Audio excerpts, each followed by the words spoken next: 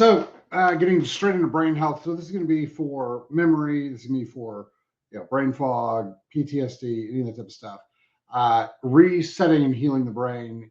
There's a dementia, that type of stuff. There's very specific steps that you've got to go through to get it back where it needs to be. What's funny is that a lot of times brain health is one of those things that you don't really notice declining because it's hard for your brain to keep track of how your brain is doing. By the time you notice you've got bad brain fog, it's down the road a bit. So the number one thing that your brain uses is, so again, this goes back to the whole idea that your body doesn't run on calories. It runs on adenosine triphosphate or ATP. How you make ATP factors into this quite a bit. So the number one thing that your brain has to have is energy. A lot of times what we end up seeing is as you start tracking through hormonal function, insulin, that type of thing, what you start seeing is the brain becomes insulin resistant.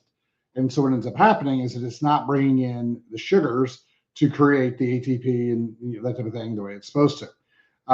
This is why fixing the diabetes or fixing the insulin resistance issues is one of the primary things you want to start to look at and start to do if you're concerned with your health at all, specifically brain health.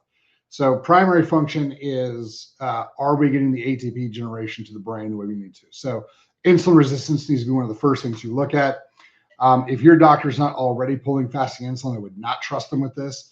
I wouldn't go to an MD for this regardless. They're not educated on how any of this works. So it's a little bit trying to go there and ask them questions about something they've never heard of, and two, they've actually been taught a lot of information that's wrong about this topic. So restoring the issues of insulin resistance is primary. Secondary, you can do this at the same time, is oxygen. You've got to get the oxygen into the brain. One of the major pieces is to do a sleep study, especially if you've had the COVID vaccine or you've had childhood vaccines. The reason we have SIDS, sudden infant death syndrome, one of the major reasons we have SADS, sudden adult death syndrome, is the vaccines are damaging the pons in the brain. You don't breathe very well when you are asleep, and so that ends up killing you in SIDS and SADS. But in a lot of dementia issues, a lot of long-term brain functional health, you're just not breathing properly. So you're suffocating half the night. And so that's one of those big issues that we start to see. So those are two of the primary ones. Once you get those two things knocked out, you've got to kill the parasites. 99.9% of Americans have parasites. It is in all of your food. It is on all of your food. It is the number one thing that you can do to radically increase your health is by killing the parasites. Now, here's the problem. You have to understand how the parasites got in.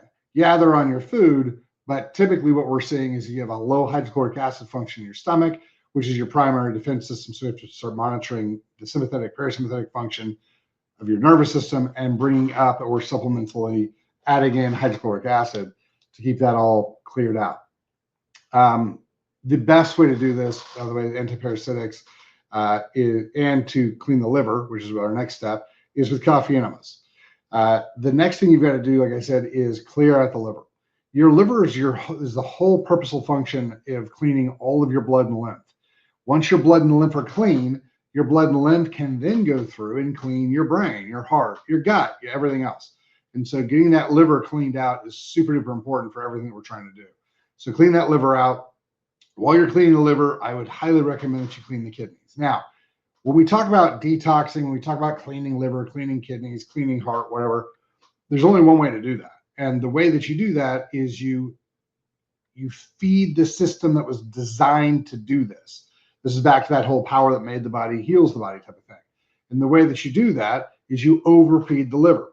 So methylated B vitamins, specifically B6 is a great one. I love to use TUDCA. There's a bunch of other stuff that you can use, but coffee enemas are, again, the big hit on this one. Like I've seen this, and I recognize that ALT, AST on a blood test isn't always the greatest way to mark everything because it's just a very small piece of the larger liver issue. But like we've taken ALT, ASTs in the 200s, and 3 weeks later brought them down to the 20s, the 15 to 30s with coffee enemas. It is probably one of the best things you can do for your liver. It is the cheapest. It is the fastest. It is, the best. And rarely do you get all three of those together.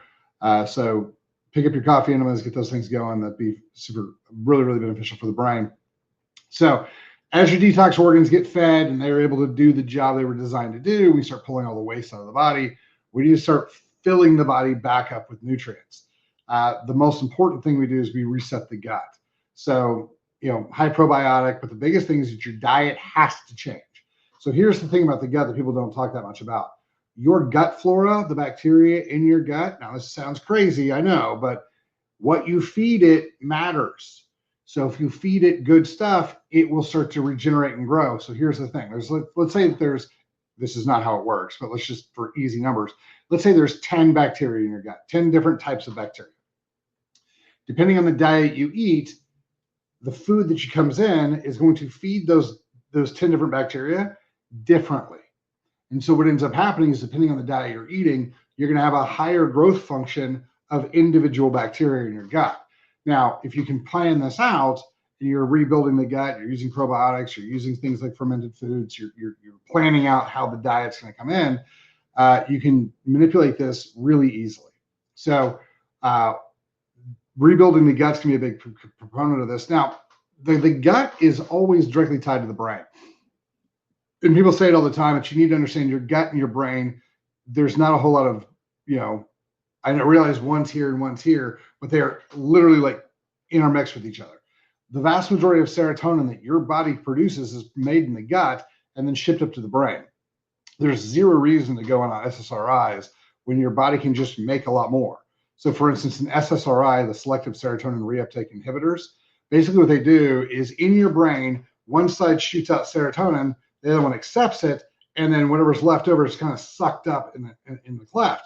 Well, SSRIs block that uptake or that removal of the serotonin, thinking, well, that'll increase the amount of serotonin that's in the cleft. It doesn't actually work. What does work is radically increasing the amount of serotonin that your body has to use. And again, that's the way the body was designed. We go back to original design and things start to work better. So rebuilding the gut is one of the big pieces of this. And that has a lot to do with what you're eating. High processed foods, lots of sugars, the PUFAs, the seed oil type of stuff, the highly refined. Basically, if man has messed with it, it's going to be toxic to you. How toxic depends on how much man's messed with it, which is why the seed oils are super toxic. So you strip all that trash out and you give the body actual functional nutrition, and it can start to rebuilding it. Now, once you kind of do this, the other big thing, obviously, is we got to get our hormones reset. More testosterone in about 95% of everybody. That testosterone helps the body regenerate and heal and regrow. Growth hormone at this time is a phenomenal thing to add in. I'm a big fan of using samorelin, ipamorelin, the peptides that have your body produce more of its own natural growth hormone. Spectacular functional research on this one. Brings back all of the functional building blocks, everything for the brain. Methylated folic acid is hypercritical at this point. So the brain can regenerate and heal. Your brain and your spinal cord are actually formed from methylated folic acid during embryology. So getting those chemicals back into the brain helps tremendously. And even if you have MTHFR or if you have some of these genetic deletions, it's not that big of a deal. Just take the fully methylated B vitamins and you're good. The Superior B we have covers all those bases. So now that you've got all the chemicals coming back in, you also want to give your body the fats that it really requires. The fats your brain require are cholesterol. Shocking. We have this whole industry set up to destroy your cholesterol levels, and then we have this whole industry set up to sell you drugs for dementia. Interesting. Anyway, so you radically increase cholesterol. Butter is a great one for this. Omega-3 fatty acids. The brain complex we have here is what I use the most often. That's your EDTA. Your EPA, DHA. Those are phenomenal for rebuilding the brain. They also help decrease inflammation. Again, it's not that things are on fire and we give the body things to put the fire out. That's how we deal with inflammation. Inflammation is when your body's chemistry goes sideways because it doesn't have the needed nutrients to do what it's supposed to do the way it's designed to do it. So you give it the chemicals it was designed to have, and all of a sudden the inflammation just goes away because the system is operating properly with its chemistry. So you reset that. Now the body can properly remove the waste like it was designed to. It can properly produce the serotonin like it was designed to. It has the testosterone to heal, like it was designed to. And then we can go back through and we can start resetting everything the body has back to the way it was designed to function. So when we talk about the power that made the body heals the body, this is what we're talking about. This is the, okay, where did we go off of the obvious path? It's like taking a plant. You look at a plant, it's in a pot, it's not growing real well or starting to wilt, and you go, huh, did I water it? Is there the right pH in the soil? Is it getting enough sunlight? You know, those are the things that you start to do with the body. Does it have the chemicals it was designed to have? Is it getting rid of the chemicals it needs to get rid of? Is it functioning the way it was designed? If it's not functioning the way it was designed, restore it to natural design, original design, and it will start to get better. This has worked on every single time I've ever used it, any place in the body. You know, you reset that the way it was, again, back to the way it was designed to function. It was at the very beginning, and it starts working beautifully. So if you're noticing any of those, sleep is a giant part of this as well. And we've gotten into sleep a lot. But once you do that chemical piece, everything starts to settle out. You can start working on sleep. There's some very specific regimented sleep things that you do. And once you start getting those things, the last thing that you want to add in is what we call a cross crawl style exercise thing. So like a lot of the exercises that we do that I design out for people are single individual arms, you know, coming up, coming across, you know, even just literally, and I realize how silly this sounds, but if you'll just get on your hands and knees and crawl around and do like dead bugs and like lift the right arm and the left leg, like that sort of thing, phenomenal for regeneration, functional brain growth. Single leg squats, vibratory plates, anything that sends information up the neurologic system from your ankles all the way to the brain is extremely powerful for this. Very, very important. This is why chiropractic is so critical for this, because chiropractic removes the interference, the tight muscles. It helps reset neurologic muscle tone, allows this information, what we call afferent information, which is information that goes to the brain, to actually get to the brain and start regenerating, repairing, and rebuilding the brain. So that's typically a really short path on how we put this all back together. Hopefully in a couple of weeks, we're going to start filming on how we do this in a clinical setting with patients who have PTSD. So we'll talk a lot more about that in the next couple of weeks. But that's how we do it. That's how we reverse dementia. That's how we reverse PTSD. It's how we break down the things that are going sideways in the brain. And then specifically for PTSD and trauma, we get into NLP, that neuro-linguistic programming, resetting the way that we view the world, our filters, our frames. And then once we kind of understand subconscious function, unconscious mind function, then we roll into the psychedelics. Typically, we start with ketamine, and then we'll go to either psilocybin, or depending on how the person is, we can walk up to ayahuasca, which is awesome. So if you guys have any questions, hit us up, questions@chalmerswellness.com. And like I said, hopefully we'll start to get to see this in functional action.